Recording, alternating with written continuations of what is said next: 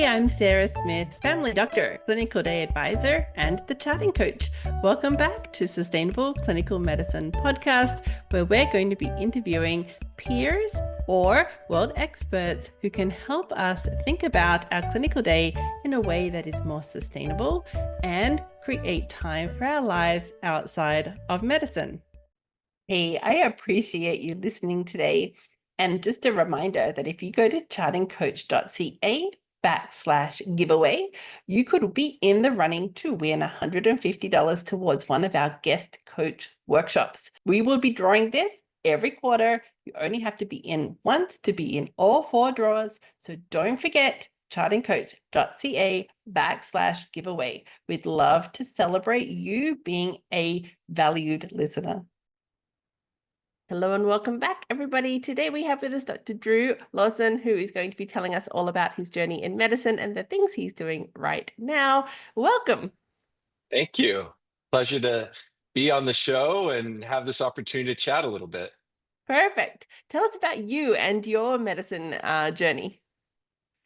Yeah, went into medicine with a real passion for people and mainly really a lot of passion behind sciences and biology. Got my degree in biology, a bachelor's in science from Stanford University in Northern California, and then went on to Jefferson Medical College in Philadelphia for medical school, and then really found a passion around emergency medicine and finished up my residency at Stanford University Hospital, and then proceeded to work for the last 28 years in a kind of level 2 trauma center with a lot of volume, and just retired last year. Wow. Okay. That's very exciting that you got to retire. Um, now tell us, what was it about emergency medicine that attracted you to it? Yeah, it's a great question. I guess it's embedded in that as a story. I was going to be a surgeon, and Wednesday of spring break, my third year in medical school, I was in the locker room with the surgeon, and the surgeon said, "What do you? Aren't all the medical students on spring break?" I said, "Yes, sir." And he said, "What are you doing here?" He goes, "I want to be a surgeon, sir." And he said, you know, my brother's an emergency medicine doctor. He gets to do a lot of procedures and he's very happy. So I think you need to leave right now and have the rest of your spring break and not be a surgeon because I don't even know the names of my kids. And that really struck me. And I was like, he kicked me out. So I went on and immediately shifted and did an elective in emergency medicine and thought it was really great. And that's kind of how I got there. Got it. That's a very interesting story and mentorship strategy from your surgeon back in medical school. So fascinating. Um, Now tell us about then when you got into emergency medicine, maybe residency. Was it as it was foretold of you from this surgical mentor? Did you know the names of your children? Did you get a life outside of medicine? Yes, I mean it very at the time. I mean, in the mid to late '90s, it was still a really amazing field to go into. A lot of opportunity to kind of shift work, right? That's what it is, and that's the beauty and the curse of it. So worked a lot of weekends, a lot of holidays. That being said, had blocked off time to be with my wife and kids. So that was a great blessing. Got it. Yeah. Okay. Tell us about the recent years in emergency medicine, things you've noticed that have changed. Um, if that's a good way of putting it, maybe you didn't have much change in the centers you were in, but tell us a bit about the last few years.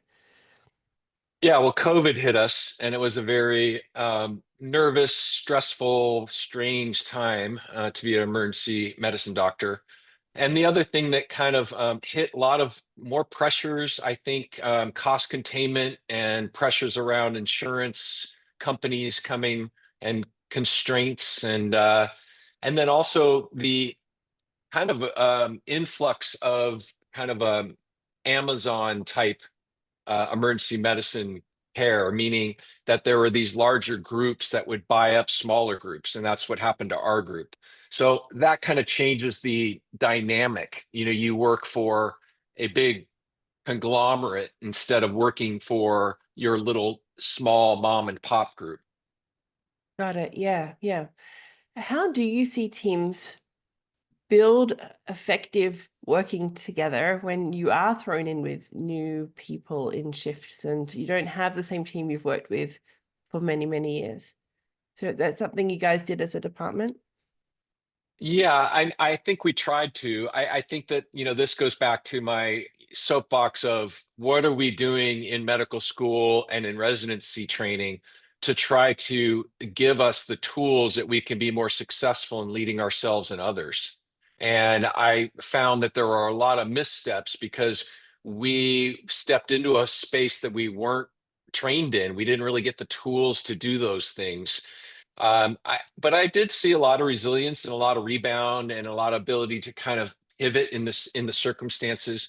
And of course, I worked in a setting where there was not as much turnover, so there were always some fellow physicians or nurses that I could go to that I knew and had worked with. So didn't have as much turnover and a much, but there wasn't really that's the tragedy, I think, among other things in healthcare, is that we just don't get that training of how to work with a team. Okay.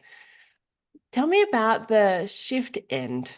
So I know when I was emergency medicine critical care training back in the 2000s early, um, we could empty the emergency department waiting room ready for the next shift turnover a lot of the time. Not all the time, but a lot of the time. We worked hard to make sure the people who arrived on our shift were done by the time we left. And we also wanted to get home on time, right? We didn't want to be there 6 hours after end of shift. We all saw the colleague at the end of the desk, paper charts in those days, sitting there with his big stack of paper charts at the end, scribbling frantically. And we just shook our heads as we left. Now, tell me about your experience first and then what you've seen in colleagues. Yeah, I mean, my experience was I was very efficient and very was able to move very rapidly, and so that was a blessing because I could move quickly and I could be efficient, so I would not have to stay later. That being said, I know we all know those people that stayed hours and hours later. Um, Now that's the other thing that kind of emerged from COVID was waiting room medicine. We oftentimes in COVID and after COVID, we were basically seeing patients in the waiting rooms and had to sit next to a whole room filled with patients that were eager to be seen, and we had to triage them out there. So that shifted and made it, I think, more stressful. And then the other thing is that we never, like yourself, I mean, early 2000s, I could kind of clear the emergency department. We had a smaller volume, and for various reasons, we were able to do that. Now there's so much backup. There's just, for some reason, we've kind of maybe faltered. Maybe it's just a combination of circumstances, the ability to actually kind of clear out, so to speak, an emergency department, at least from my understanding, is pretty rare nowadays, unfortunately. Yeah, yeah. And you're right. I think it's got many different factors depending on which hospital, but there's some common factors which create further burden for the staff working there. So just kind of an acknowledgement to the emergency departments of the world that it seems like it's changed and it has. That whole, there's no beds upstairs, so you're going to have to look after this one for a bit longer is now days longer or for their entire admission. Like this is not what emergency departments were set up for, designed to do, and all that. Less staff potentially around. Um, higher, even the ability to get different types of imaging and tests right now changed in the last few decades. Like things that you would have to really wait on can now be done so much faster. Yeah, so there's some innovative things that are changing that are making things quicker. And then, like you said, I mean, the ability to get patients upstairs has been a consistent theme of struggle. When I was in training, the nurses would call the nurse upstairs and say, patient coming, and they would leave them in the hallway up at their floor, and they found rooms and they made things happen. But for various reasons, much to my not understanding, that's not a thing anymore. So most of my career was struggling about how to get the patient from being admitted in the emergency room up to the room in the hospital. And now, kind of post COVID, it's become even more difficult. Mm. Yeah, yeah. Okay. All right. Fascinating that you're saying we didn't have the skills to work closely as a team given to us necessarily within our medical school and early resident training. Now, what's interesting about the emergency room, certainly when I've come through, is even like in the sim rooms, where we're looking at patients who are dummy patients and we're practicing a scenario, we are somewhat taught how to bring ourselves together as a team for those crisis emergency pieces. And maybe emergency departments do this better than other places because we often say, your team lead, your IVs, you're the lines, you're that, so we've got that kind of like a do leadership piece potentially. So I know a lot of the times in the sim room, I might be the only doctor because I'm rural, right? So there'll be a whole lot of staff in there, but there's one doctor. So they always kind of point to me and say, you'll be the team lead in this scenario. And I'm like, well, wow, okay. It's kind of forced upon you, that leadership piece. Tell me about when you're seeing those residents or juniors coming through, is there that mentorship of this is how we would do this scenario as a team, or this is how you'd bring your team players in? Did you see that within your department? Was that something that you guys had? Yeah, I mean, it was kind of hit or miss, Mm, and the idea of actually having a huddle beforehand was kind of a novelty. And just in the last maybe 10 years was when it started to really catch on. hmm And depending on which doctor and which charge nurse is in the room is depending on how that's going to go. So I think that's unfortunately, still in evolution, at least in some hospital settings. I, I guess that question harkens back to the medical school experience and how it's still, in my opinion, really lacking the communication skill sets, the self-awareness training. I was so excited. My daughter's in medical school, actually at the same medical school I was at. And I asked her, well, it's been 30, 40 years, like all the great things that have changed. And she said, yeah, Dad, we have a wellness week. And I was like, oh, that's so great. What do you do for wellness week? Well, we all take it off and we don't go to any lectures. We just, take our own, days to enjoy ourselves. And like, that's not really right. I mean, we're still, it's so heartbreaking. We could do so much to kind of have students and residents come out of training with these skill sets. And the other thing, I guess, the other thing was, I asked her how was her first rotation in emergency medicine in her third year, and she said, it didn't. The doctor who was now these are doctors that have made a choice to be teachers hmm were not very kind or very sympathetic to the students. And hmm so why are, so we're perpetuating bad habits and bad culture. And I asked her like, well, what kind of feedback can you give? Well, we've all decided we don't really want to give feedback because you don't want to get in trouble because you want to make sure you get a good grade. hmm But if you do give feedback, the question survey we get is, have you been or have you seen harassment during your rotation? Wow. And then have you been demeaned or have you seen demeaning behavior during your rotation?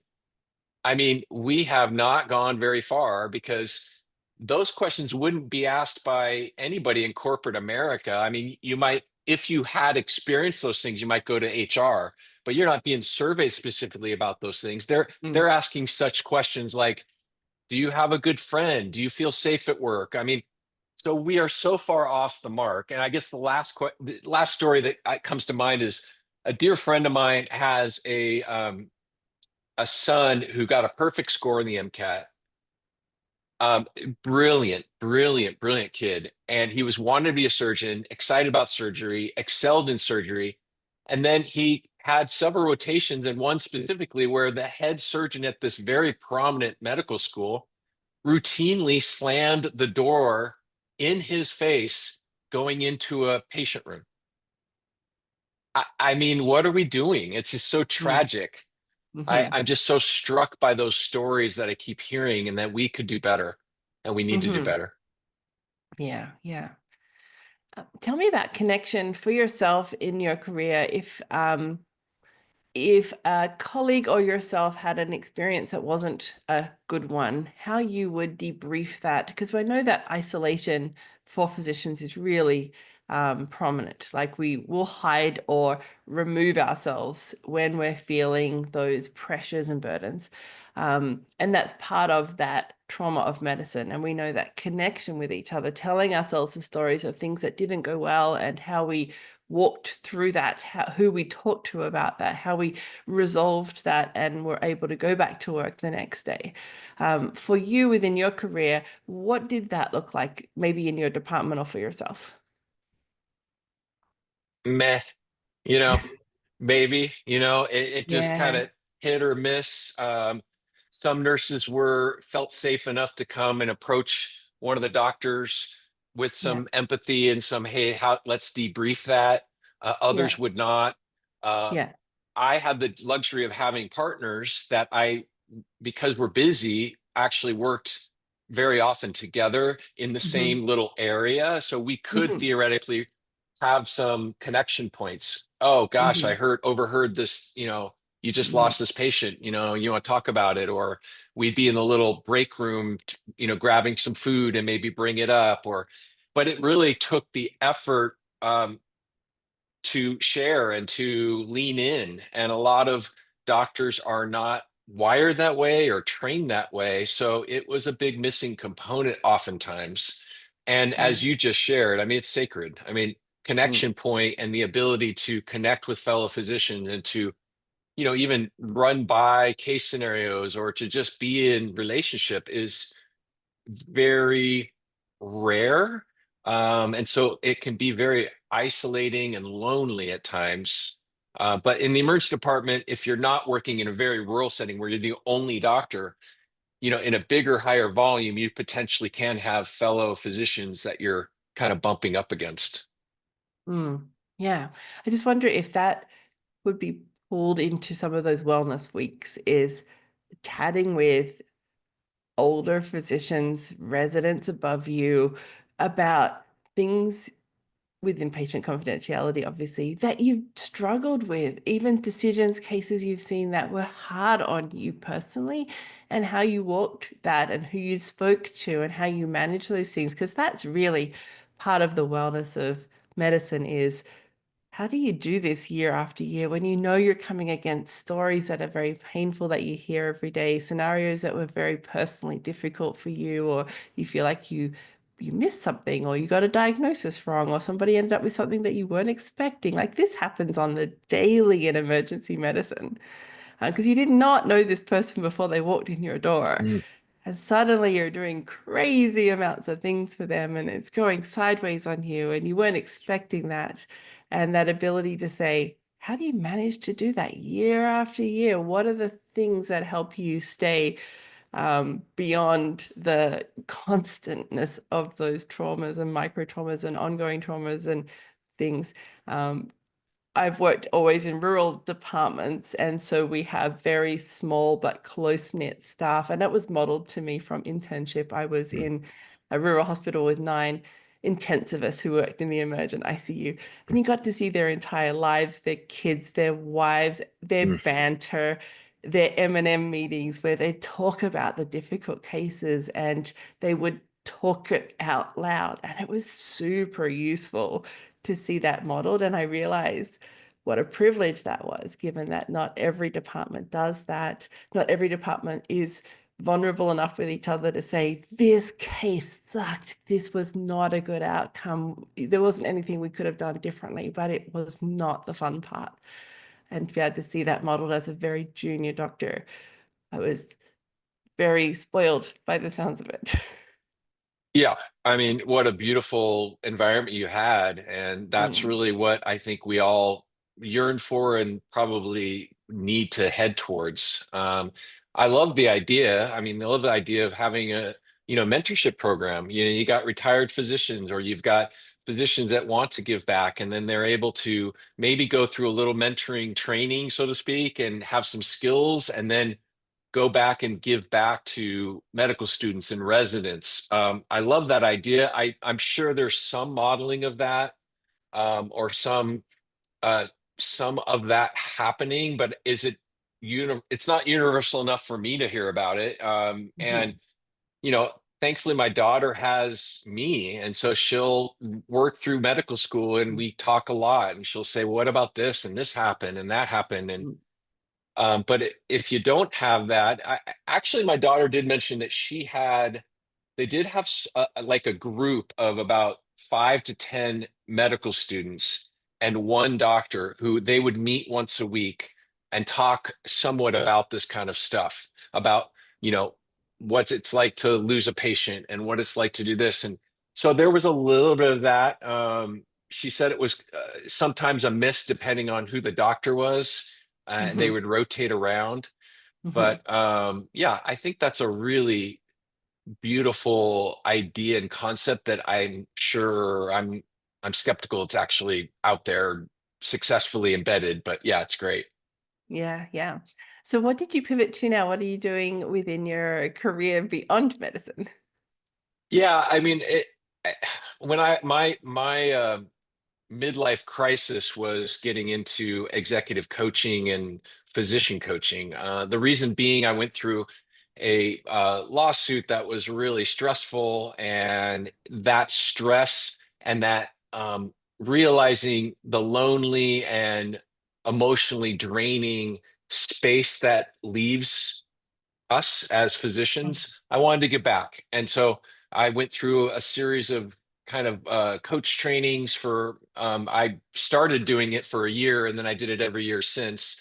And so almost 2 decades later, when I retired from medicine, I got hired full time to work for a coaching company called Building Champions. Beautiful culture. They're just an amazing group of individuals. And through that, I work with clients from Fortune 20, financial people, and you name it. It's a very wide breadth of different clients, but some CMOs and some physicians, and it's really, really rewarding. Hmm. Yeah. What was it about coaching that you found helpful as you were going through a potential lawsuit or legal things? Yeah, I think to me, again, comes back to the soapbox discussion around medical school training and residency training. We don't get an understanding of our emotional intelligence. What does it look like? How can we develop it? You know, what do we do with all these emotions when they show up, and how can we process them? So a lot of it was around all those emotions that bubble up when you have stuff in your life that doesn't go the way you think it should go. Yeah. What were you Yeah. experiencing personally as that kind of lawsuit came to light and you're reflecting on you within that scenario? What was showing up for you within your life and your job as you're trying to tackle those things? Well, again, I had to work full time while I was doing it. There wasn't really any give on that. So I Mm-hmm. would, be in trial during the week, and then, have a weekend. I'd have to work nights. It was messy. And that Hmm. probably added to the stress. Um, not again, mentorship, not somebody that I felt like really comfortable sharing, and again, the legal situation, at least in the States, is the idea that you can't talk to anybody. So Hmm. you're basically isolated because you're Hmm. told you can't talk to anybody. Later on, I found out that technically you can talk to like a priest or a pastor or a therapist. There's some that you can, but even those may not be completely protected. So Hmm. it's just really isolative. And then you've got your spouse who's not in medicine, and then you're like, very supportive, but hard to kind of explain what you're going through because it's just it's a very unique situation. Yeah, yeah. Um, but it takes a toll physically because you're thinking about it, you're ruminating about it. It can move into your like home life and work life. It's affecting you physically and emotionally. Even the build up to it, like getting to court is like a long way down the track often.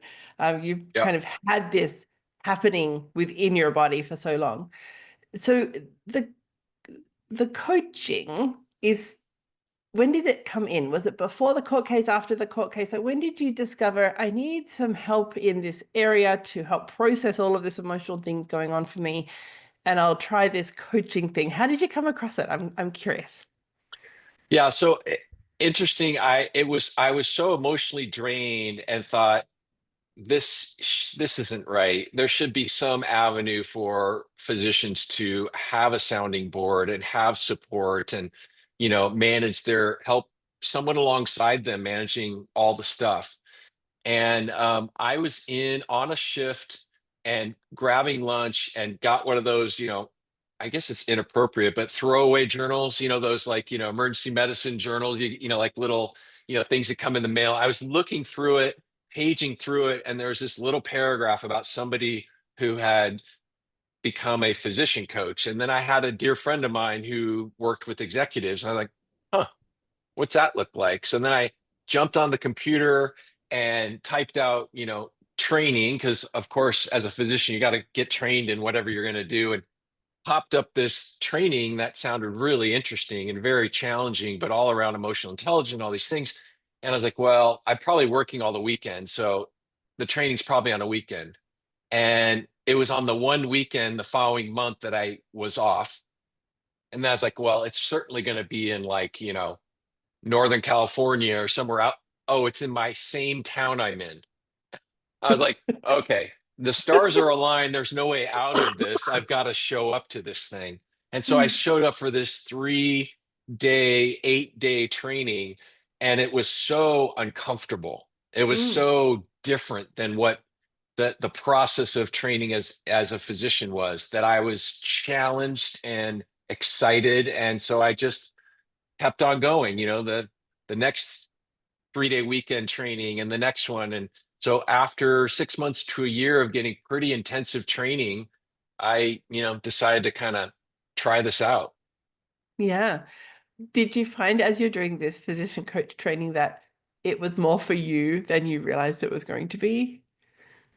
Yeah, I mean, honestly, if you could have something like this curriculum embedded in healthcare, we would just be the better for it. So it was a lot of really eye-opening and very stretching experiences that were beautiful for me. My daughter at the time, when she was little, she was like, "What happened to you, Daddy? You're changed." And she had different descriptors for me after I had gone through coach training for a year. So it was transformative for sure. Yeah. I had the experience of doing trauma-informed coaching training after I'd done coach training. Mm, And I said to the instructor, I did not realize that I was going to need this, right? I was doing it because the people I look after have medical trauma related yeah. to the people we look after, the things we have to do in our career, the way we put ourselves away so that we can keep going inside the Mm, emergency department or the clinical day. And you kind of pause to get looked after within this environment. And you're like, wait a minute. I didn't think I was going to need this as much as I am needing it. And what a blessing to have been looked after within that environment, that you can feel, oh, I can put some of that down. It doesn't have mm. to keep sitting on me and on my shoulders that heavily. And so it was like, huh, interesting. And this is, I think, part of that experience of coaching that sometimes we don't understand. You're like, coaching, what is that? Like, if you've not immersed yourself into a way of thinking about how you're struggling up against some things, given new ways to look at that differently, that's where that transformation can be. And it's so difficult to express to others how Yeah, yeah. interesting and it is to say, what? Wait a minute, I could have learned this years ago, and that would have been so very helpful. Yeah, so well said. And I'm struck. The one thing that, among other things that pops into my mind, is just one of the phrases at the coach training I did was, everybody is naturally creative, resourceful, and whole. And fundamentally, as physicians, we get trained to consider people as something broken that needs to be fixed. And you're always stepping into that space of like, okay, what's your problem? How do we fix it? And the training that I went through, as you probably did as well, was just the reverse of that. It's like you're actually stepping into a space where the person doesn't need fixing. They're not broken necessarily. They're there. They're naturally creative, resourceful, and whole to start with. And that was so foundational for me, for my relationship with my wife, the relationship with my kids, the relationship with my patients. So that was really transformative. Hmm. Yeah, super interesting. All right. Is there anything about the challenges within the emergency department, challenges in your career that look different after you'd done coach training? So things that you might have come up against in your day that you then started handling in a different way? Yeah, I think I was more collaborative. I was more willing to listen to fill in the blank, whoever was I was not listening to as well. It sharpens your ability to listen and connect. I'm reminded also that I would try to look to the nurses more and kind of say, hey, uh, we were in that room together. You were putting an IV in. Hey, what do you think we should do next? And how Mhm. so many nurses are just, whoa, a doctor's talking to me and asking me what we should do next. There was such a wow, like that's unusual. And the ability to kind of be more collaborative, be more connecting, more connected to your patients, even though emergency medicine is tricky in that way. So there's a lot of benefits at work as a physician. But I think that it's almost like I think about, I hear sometimes people going in emergency medicine and I just like, oh, okay. Like I'm trying to like, because it's so to me different in the last 5 years. It's Hmm. really, really different. So it's almost like I think about if we could embed what I learned at 40 in what these kids are learning at 20, it would be a mindset where they wouldn't know any different Mhm. because it was really hard for me to step into it was relatively easy for me to step into a phone call with a client and coach because I was in an atmosphere that was just for that. Whereas Mhm. for me to really transform myself as a physician at that point was very difficult because you get all these embedded um, feelings and emotions and all these things that this is how work is. And it's always been this way. I've always been do, do, do, do, do. So it was much more challenging. I guess another um, soapbox moment for us to encourage healthcare in general to try to do better on that early stages. Yeah. You know what? That is so interesting because coming, like I had said before, coming from my training with these 9 emergency intensivists who showed you their life, their bad days, their emotions, their collaboration with each other and with the team. It was expected that the nursing staff are there to help you. They're part of our team. They are, and for me, the entire way through, I would ask the nurse, what are you noticing about that patient? What is your gut feeling about this? If I was struggling, I would ask them their input because that was modeled for me back in my 20s. So for Yep. me, hearing you saying that, thinking, what was it about emergency medicine for you as a physician that would have prevented that discussion before? What was it about your identity in that space or your um, authority in that space that would prevent you asking the nurses? Because I'm like, that is foreign.